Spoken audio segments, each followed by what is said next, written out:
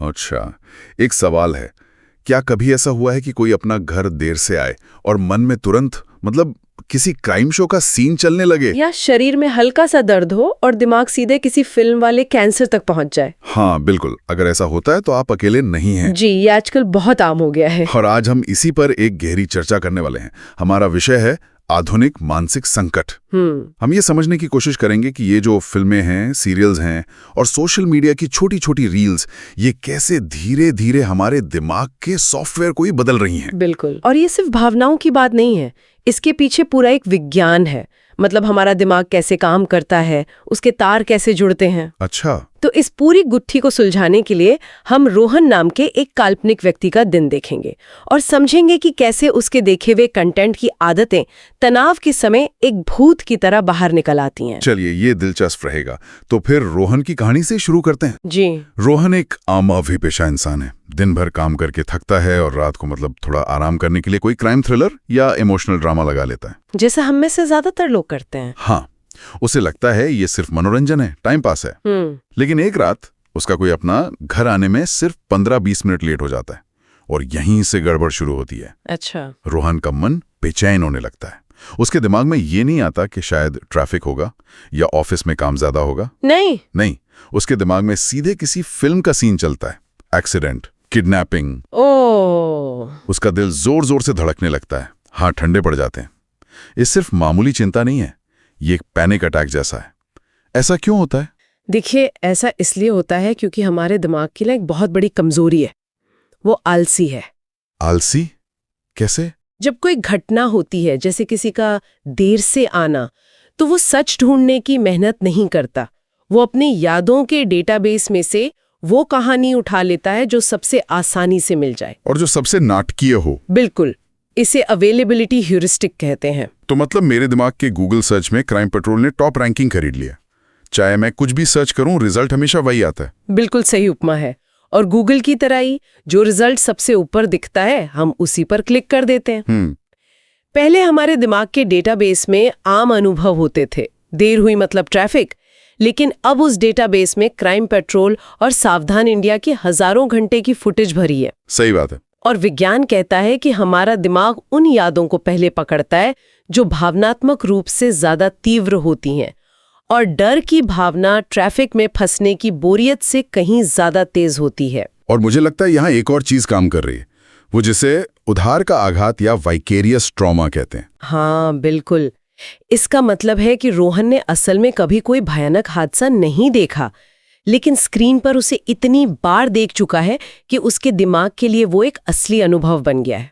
तो अवचेतन मन रील और रियल का फर्क भूल चुका है। हाँ, वो तार्किक रूप से जानता है कि एक फिल्म है, लेकिन दिमाग का जो भावनात्मक हिस्सा है वो उस डर को सच मानकर स्टोर कर लेता है। इसीलिए जब शरीर में कोई छोटा मोटा लक्षण दिखता है तो दिमाग सीधे किसी फिल्मी बीमारी तक पहुंच जाता है। बिल्कुल, दिमाग अपनी हकीकत नहीं बल्कि उस फिल्मी किरदार की स्क्रिप्ट जीने लगता है। तो क्या इस पॉइंट पर दिमाग का लॉजिक वाला स्विच बंद हो जाता है? पूरी तरह से।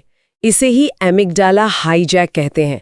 हमारे दिमाग का जो डर वाला हिस्सा है एमिगडाला, वो हमारे तर्क वाले हिस्से यानी प्रीफ्रंटल कॉर्टेक्स को पूरी तरह से हाईजैक कर लेता है। अच्छा।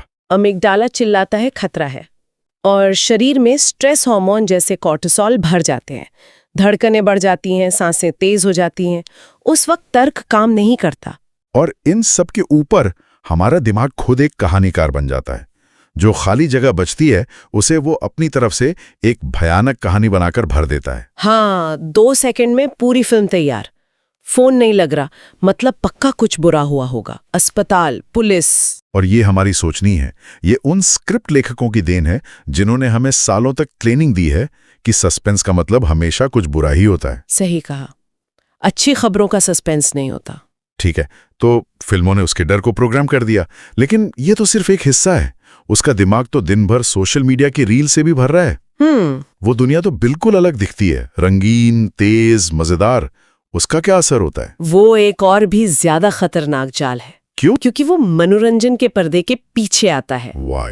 यहाँ एक घातक मिश्रण काम करता है, कहानी और रंगीन विजुअल्स। कहानी? हाँ, हमारा दिमाग तथ्यों को याद रखने के लिए नहीं बना, वो कहानियों के लिए बना है। जब हम किसी इन्फ्लुएंसर की रील देखते हैं तो हम सिर्फ उसे देखते नहीं, हम दिमागी स्तर पर उस कहानी को जीते हैं। इसे न्यूरल कपलिंग कहते हैं। मतलब अगर कोई अपनी वेकेशन की कहानी दिखा रहा है तो हमारा दिमाग भी कुछ हद तक उस वेकेशन पर चला जाता है। हाँ, और दिमाग में ऑक्सीटोसिन रिलीज होता है जो जुड़ाव का हार्मोन है। इसी वजह से हमें उस सोशल मीडिया स्टार से एक नकली, एक तरफा जुड़ाव महसूस होने लगता है, जिसे पैरासोशल रिलेशनशिप कहते हैं। बिल्कुल, वो हमें दोस्त जैसा लगने लगता है जबकि वो हमें जानता भी नहीं। और इसमें चमकीले रंगों का भी बड़ा हाथ होगा। कहते हैं कि तस्वीरें शब्दों से कहीं ज्यादा असरदार होती हैं। 60,000 गुना ज्यादा असरदार। इसे पिक्चर सुपीरियरिटी इफेक्ट कहते हैं। 60,000? जी, जब हम चमकीले हाइपर सैचुरेटेड रंग देखते हैं तो हमारे दिमाग का आधिक हिस्सा उसे एक इनाम समझकर डोपामाइन का एक छोटा सा हिट देता है। और इसी वजह से घंटों तक स्क्रॉल करने के बाद जब हम फोन से नजर हटाते हैं तो असल दुनिया फीकी और बोरिंग लगने लगती है। कुछ विशेषज्ञ इसे अब ग्रे वर्ल्ड सिंड्रोम भी कह रहे हैं। ये तो बहुत अजीब है। तो अब आते हैं उस भूत के बाहर आने के क्षण पर। मान लीजिए किसी दिन रोहन पर काम का बहुत तनाव है और घर पर उसकी किसी से छोटी सी बहस हो जाती है। ठीक है। अचानक रोहन उसी अपमानजनक टोन या व्यंग्य में बात करने लगता है जो उसने कुछ दिन पहले किसी झगड़े वाली रील में देखी थी। बहस के बाद उससे खुद पर हैरानी होती है, मैंने ऐसा कैसे कह दिया, मैं तो ऐसा नहीं हूं। ये भूत अचानक बाहर कैसे आ गया? ये भूत अचानक नहीं आया, इसे महीनों तक पाला पोसा गया है। मतलब? सोचिए कि जब रोहन वो रील देख रहा था तो उसका दिमाग चुपचाप उस गुस्से वाले व्यवहार की नकल कर रहा था, जैसे कोई एक्टर अपनी लाइनें रटता है। एक मिनट, मतलब जब हम सिर्फ कुछ देख रहे होते हैं तब भी हमारा दिमाग उसे करने की प्रैक्टिस कर रहा होता है बिना हमें पता चले? बिल्कुल। दिमाग के मिरर न्यूरॉन्स यही काम करते हैं। ये दिमाग में एक कच्चा रास्ता बनाते हैं। अच्छा। अब जितनी बार वो वैसी रील्स देखता है, दिमाग में उस व्यवहार का एक पक्का रास्ता बन जाता है। न्यूरोप्लास्टिसिटी। हाँ, जो अपमानजनक टोन पहले गलत लगती थी, बार बार देखने से अब सामान्य लगने लगती है। और फिर ये आदत कहीं स्टोर हो जाती है। जी, फिर वो आदत हमारे अवचेतन मन के स्टोर रूम में बंद हो जाती है, सही मौके का इंतजार करती है। और वो मौका होता है तनाव का दिन। बिल्कुल। जिस दिन तनाव होता है या गुस्सा आता है, दिमाग का गार्ड यानी हमारा चेतन मन सो जाता है और स्टोर रूम का दरवाजा खुल जाता है। दिमाग ऑटो पायलट मोड पर चला जाता है और वो स्टोर की हुई आदत बाहर आ जाती है। हाँ, बाद में रोहन को हैरानी होती है, पर सच तो ये है कि वो उसका असली व्यवहार नहीं था। वो सोशल मीडिया का इनपुट था जो संस्कार बनकर स्टोर हो गया था। ये वाकई डरावना है। मैं अभी भी ये सोच रहा हूँ कि ये सब जो हो रहा है, क्या ये सिर्फ मनोरंजन का एक साइड इफेक्ट है या इसके पीछे कोई बड़ा मकसद, कोई बिजनेस मॉडल चल रहा है? ये एक बहुत जरूरी सवाल है और इसका जवाब हमें मिलता है विज्ञापनी षड्यंत्र में। विज्ञापनी षड्यंत्र? हाँ, जिसे हम मनोरंजन कहते हैं, वो असल में कॉरपोरेट जगत का सबसे बड़ा बिजनेस मॉडल है। हमें ये समझना होगा कि हम ग्राहक नहीं हैं। तो हम क्या हैं? हम उत्पाद हैं। टीवी और फिल्म इंडस्ट्री का असली धंधा हमें खुश करना नहीं, बल्कि हमारा असंतोष बेचना है। असंतोष बेचना? मतलब अगर हम अपनी साधारण जिंदगी से खुश रहेंगे तो बाजार का सामान कौन खरीदेगा? बात तो सही है। वो स्क्रीन पर एक ऐसी चमकदार और महंगी दुनिया दिखाते हैं जिसे देखकर हमें अपनी जिंदगी फीकी और गरीब लगने लगती है। ये जो हीन भावना पैदा होती है ना, यही उनका प्रॉफिट है। और जब हम खुद को कमतर महसूस करते हैं तभी हम उन चीजों को खरीदने भागते हैं जो हीरो हीरोइन के पास हैं, ये सोचकर कि शायद इससे हमें भी वैसी ही खुशी मिलेगी। इसका सबसे बड़ा उदाहरण शायद शादियों में देखने को मिलता है। वो करण जौहर की फिल्मों वाली महंगी शादियां। बिल्कुल, स्क्रीन पर करोड़ों की शादी, डिजाइनर लहंगे, महलों जैसे वेन्यू, ये सब स्पॉन्सर्ड होता है। प्रोड्यूसर को ये सब दिखाने के पैसे मिलते हैं। लेकिन असल जिंदगी में एक आम इंसान उस नकली शादी की नकल करने के लिए अपनी पूरी जिंदगी की जमा पूंजी या कर्ज लेकर उसे खर्च कर देता है। और नतीजा ये होता है कि प्रोड्यूसर और फैशन ब्रांड्स तो अरबों कमा लेते हैं, लेकिन उस परिवार की आर्थिक रीढ़ टूट जाती है। यही है भावनाओं का बाजारीकरण। तो इसका असर रिश्तों पर कैसे पड़ता है? प्यार और रोमांस के बारे में क्या? फिल्में तो उसे बहुत खूबसूरत दिखाती हैं। और यहीं पर हम हाइपर रियलिटी के जाल में फंसते हैं। Hyper reality? हाँ, एक ऐसा धोखा जहां नकल असल से ज्यादा असली लगने लगती है। अच्छा। फिल्मों में प्यार का मतलब है बैकग्राउंड म्यूजिक, हवा में उड़ते बाल और हाई डोपामाइन वाला नशा। ये हमारे दिमाग में प्यार का एक ऐसा स्टैंडर्ड सेट कर देता है जो असल जिंदगी में मिलना नामुमकिन है। क्योंकि असल जिंदगी का प्यार बोरिंग होता है, उसमें बिल भरना, जिम्मेदारियां निभाना और एक दूसरे की बुरी आदतों को झेलना शामिल है। सही कहा। और जब हमारे दिमाग को असल जिंदगी का ये साधारण और जिम्मेदार प्यार मिलता है तो वो उसे रिजेक्ट कर देता है। उसे लगता है इसमें वो फिल्मी किक नहीं है। बिल्कुल। और इसी वजह से लोग एक अच्छे सच्चे साथी को सिर्फ इसलिए छोड़ देते हैं क्योंकि वो फिल्मी हीरो जैसा बर्ताव नहीं कर रहा था। तो मतलब प्यार को भी एक प्रोडक्ट बना दिया गया है जिसकी एक MRP है। अगर वो पूरी ना हो तो प्रोडक्ट डिफेक्टिव है। अरे, ये सपनों का मानकीकरण है। मीडिया ने खुशी की एक ही परिभाषा बना दी है। ये प्यार नहीं, ये उपभोक्तावाद है। हमारी भावनाएं बाजार के उत्पादों से जुड़ गई हैं। आपको ये कंडीशनिंग दी जाती है कि अगर उसने डायमंड रिंग नहीं दी तो वो प्यार नहीं करता। और जब असलियत इस फिल्मी बेंचमार्क से नहीं मिलती तो तनाव होता है, मानसिक तनाव, और लोग डिप्रेशन में चले जाते हैं। तो सवाल यह है कि क्या हम इस मायाजाल में हमेशा के लिए फंस चुके हैं या ये ऐसे बाहर निकलने का कोई रास्ता है? रास्ता बिल्कुल है, और इसकी शुरुआत जागरूकता से होती है। ठीक है। पहला कदम है अपने विचारों की तथ्य जांच करना।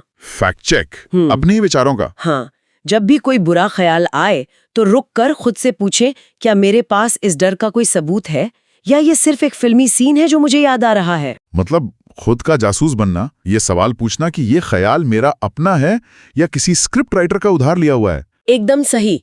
ये छोटा सा सवाल आपके तर्क वाले दिमाग को वापस एक्टिवेट कर देगा। ठीक है। दूसरा कदम? दूसरा कदम है सचेत होकर देखना, यानी कॉन्शियस व्यूइंग। जब भी स्क्रीन पर कुछ बहुत भव्य या आकर्षक देखें तो खुद को याद दिलाएं, ये एक विज्ञापन है, इसका मकसद मेरी जेब से पैसा निकलवाना है। ये छोटा सा विचार उस भावनात्मक हेरफेर से बचा सकता है। बिल्कुल। और तीसरा, शायद सबसे जरूरी कदम, असली खुशी को पहचानना। हाँ, हमें ये समझना होगा कि असल खुशी दिखावे में नहीं है, वो सुकून में है। और सुकून बिकाऊ नहीं है, इसलिए फिल्में या सोशल मीडिया उसे कभी प्रमोट नहीं करेंगे, क्योंकि इसमें उनका कोई फायदा नहीं है। सही कहा। और आखिर में इस बात पर यकीन करना कि अगर दिमाग को गलत प्रोग्राम किया जा सकता है तो उसे दोबारा सही प्रोग्राम भी किया जा सकता है। रीप्रोग्रामिंग। बिल्कुल, रीप्रोग्रामिंग मुमकिन है। ये विश्वास रखना बहुत जरूरी है कि जिस तरह हमारे अवचेतन मन को गलत जानकारी से प्रोग्राम किया गया है, उसे सही जानकारी, अच्छी किताबों और सकारात्मक आदतों से रीप्रोग्राम भी किया जा सकता है। ये एक मानसिक वायरस की तरह है जिसे सही एंटीवायरस से हटाया जा सकता है। हाँ। आज की इस चर्चा ने हमें बहुत कुछ सोचने पर मजबूर कर दिया है, और ये हमें एक बहुत ही गहरे और जरूरी सवाल पर लाकर छोड़ता है। अगर हमारे विचार, हमारे सपने, यहाँ तक कि हमारे डर भी एल्गोरिदम्स द्वारा प्रोग्राम किए जा रहे हैं, तो हमारी पहचान का कितना हिस्सा वास्तव में हमारा अपना है? और आज इसी वक्त अपनी उस पहचान को वापस पाने के लिए पहला कदम क्या उठाया जा सकता है? एक सवाल है जो मुझे कई दिनों से परेशान कर रहा है। क्यों ऐसा होता है कि मान लीजिए 15 मिनट इंस्टाग्राम चलाया और उसके बाद एक पेज किताब पढ़ना भी पहाड़ जैसा लगता है, दिमाग जैसे बगावत करने लगता है? क्या ये सिर्फ मेरा आलस है या इसके पीछे कोई गहरी छिपी हुई वजह है? आज हम इसी की तह तक जाएंगे। हमारे हाथ में कुछ बहुत ही दिलचस्प रिसर्च और स्टडीज हैं जो सोशल मीडिया के इन अदृश्य प्रभावों पर रोशनी डालती हैं। और हमारा मिशन सिर्फ सतह को खुरचना नहीं है, बल्कि उस पूरे तंत्र को समझना है जो हमारे दिमाग, हमारे रिश्तों और यहाँ तक कि हमारी अर्थव्यवस्था को भी कंट्रोल कर रहा है। तो चलिए इस पहेली को परत दर परत खोलना शुरू करते हैं। तो सबसे पहले उसी सवाल पर आते हैं, रील्स और किताब की ये जो लड़ाई है, ऐसा क्यों है कि हमारा दिमाग एक छोटे से वीडियो के लिए तो एकदम तैयार रहता है, लेकिन किसी गहरे काम के लिए मना कर देता है? देखिए, ये आलस बिल्कुल नहीं है। नहीं, ये हमारे दिमाग के अंदर चल रहा है एक केमिकल युद्ध है। केमिकल युद्ध? हाँ, इसे हम कह सकते हैं हाई स्पीड डोपामाइन बनाम लो स्पीड डोपामाइन की लड़ाई। डोपामाइन, जिसे हम फील गुड हार्मोन कहते हैं ना, वो असल में इनाम और प्रेरणा का केमिकल है। अच्छा, तो इसका रील्स से क्या लेना देना? जब हम रील्स देखते हैं तो हर 15-20 सेकंड में एक नया वीडियो, एक नया मजाक, एक नई जानकारी। हर स्वाइप पर दिमाग को डोपामिन का एक तेज छोटा सा शॉट मिलता है। तुरंत इनाम। बिल्कुल, इंस्टेंट रिवॉर्ड, जिसके लिए कोई मेहनत नहीं करनी पड़ती। इसे कहते हैं हाई स्पीड रिवॉर्ड साइकिल। और किताब पढ़ना?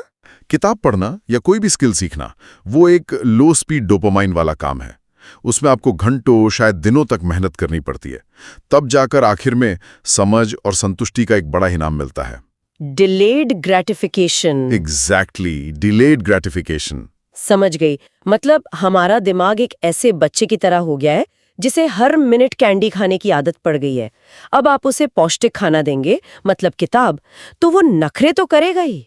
हाँ, बिल्कुल सही पकड़ा। उसे तुरंत इनाम की तलब लगी हुई है। और ये तलब खतरनाक है बहुत। और ये सिर्फ एक आदत नहीं है। न्यूरो साइंटिस्ट अब इसके लिए एक नया और काफी चिंताजनक शब्द इस्तेमाल कर रहे हैं, एक्वायर्ड ADHD। एक्वायर्ड ADHD मतलब ऐसी एकाग्रता की कमी जिसे हमने खुद अपनी आदतों से पैदा किया है। हम अनजाने में अपने स्वस्थ दिमाग को इस तरह ट्रेन कर रहे हैं कि वो कुछ मिनट भी एक जगह टिककर सोच ना सके। इसे शायद पॉपकॉर्न ब्रेन भी कहते हैं ना? हाँ, बिल्कुल। जैसे पॉपकॉर्न गर्म होते ही उछलने लगता है, वैसे ही हमारा ध्यान भी एक विचार से दूसरे पर उछलता रहता है। क्योंकि उसे लगातार उत्तेजना की, कांस्टेंट स्टिमुलेशन की आदत पड़ चुकी है। गहरा सोचना तो जैसे नामुमकिन सा हो गया है।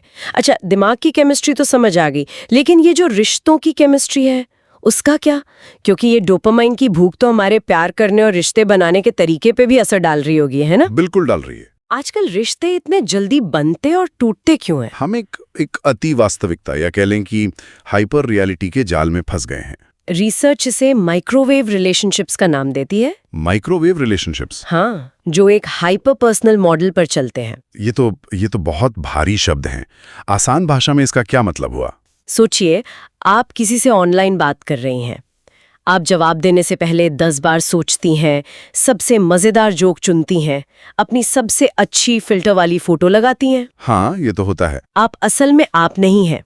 आप आपका सबसे बेहतरीन एडिट किया हुआ वर्जन पेश कर रही हैं। हम अपनी सारी कमियां, अपनी बोरिंग बातें सब छिपा लेते हैं। ठीक यहीं पर सारी गड़बड़ होती है। सामने वाला व्यक्ति उस असल इंसान से नहीं, बल्कि आपके उस बनाए हुए परफेक्ट अवतार या प्रोजेक्शन से प्यार करने लगता है, और आप भी उसके बनाए हुए अवतार से। ये तो एक भ्रम का रिश्ता हुआ। बिल्कुल। और जब असलियत का सामना होता है, जब वो देखते हैं कि आप सुबह कैसे दिखते हैं या आपका मूड भी खराब होता है, हाँ। तो पूरा भ्रम टूट जाता है।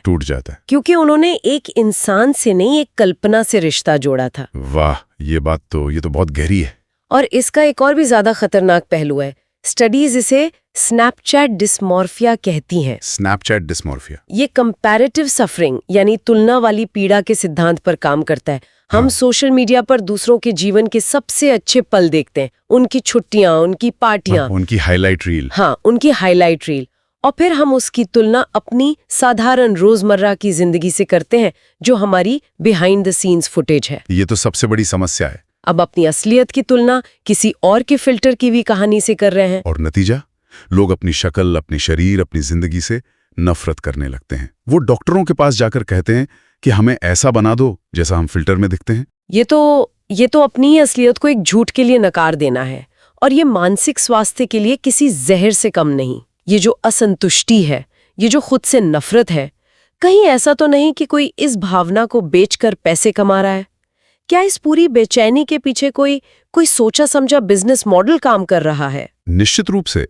ये पूरा सिस्टम एक बहुत ही बुनियादी इंसानी जरूरत के मनोविज्ञान पे टिका है, वैलिडेशन या मान्यता की जरूरत।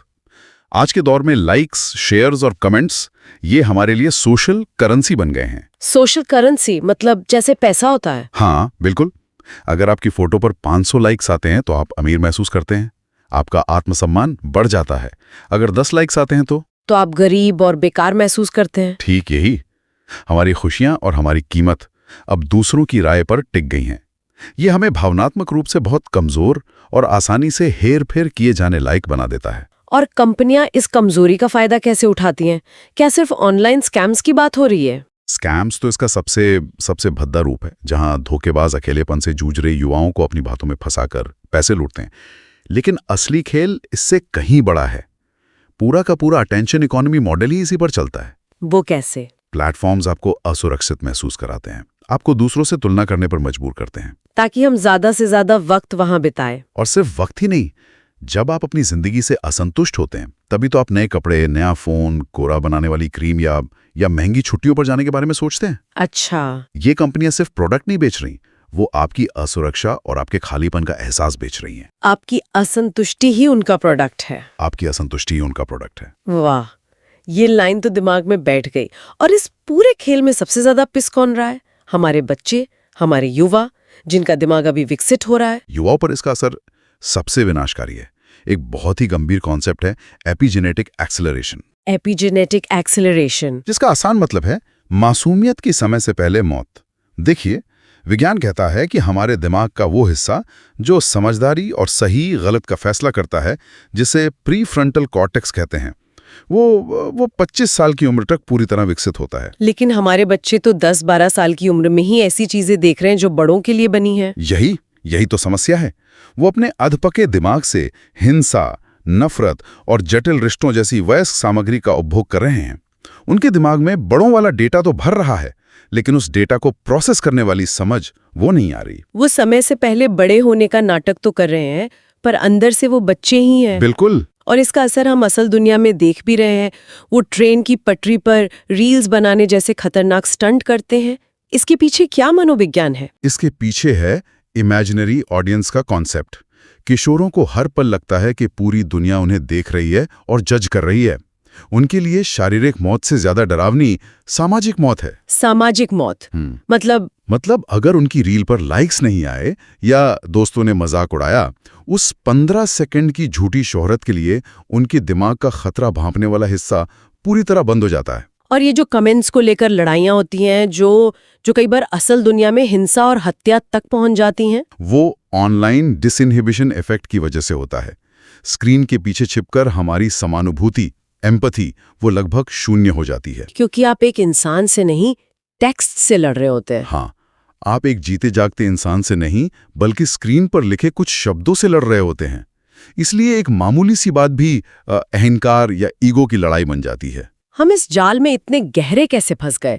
जरूर कुछ और मनोवैज्ञानिक वजह होंगी जो हमें नजर नहीं आ रही। हैं, बिल्कुल हैं। जो हमें बार बार फोन उठाने पर मजबूर करती हैं, भले ही हम जानते हो कि ये हमारे लिए अच्छा नहीं है। एक बहुत बड़ा कारण है slot machine effect. Slot machine? हाँ, इसे वेरिएबल रिवॉर्ड का सिद्धांत भी कहते हैं।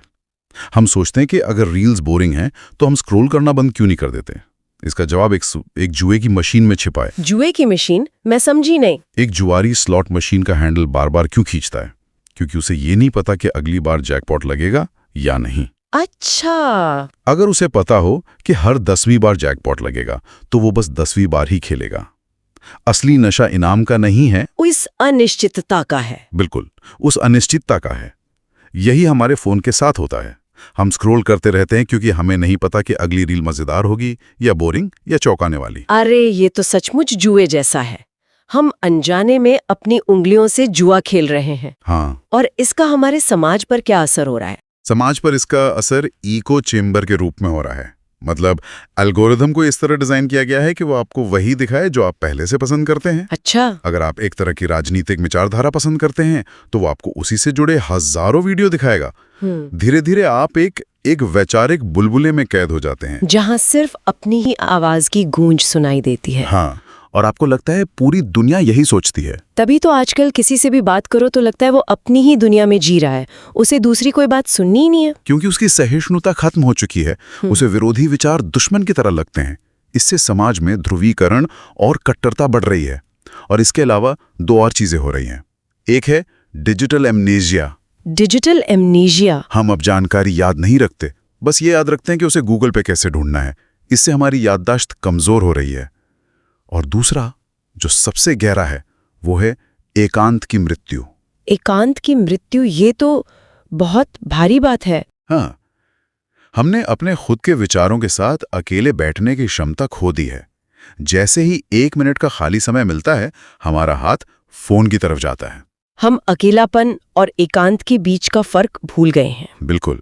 अकेलापन, लोनलीनेस, एक दर्द है, लेकिन एकांत, सॉलिट्यूड, वो समय है जब हम खुद से बात करते हैं, आत्मचिंतन करते हैं, और उसके बिना आत्मसुधार असंभव है।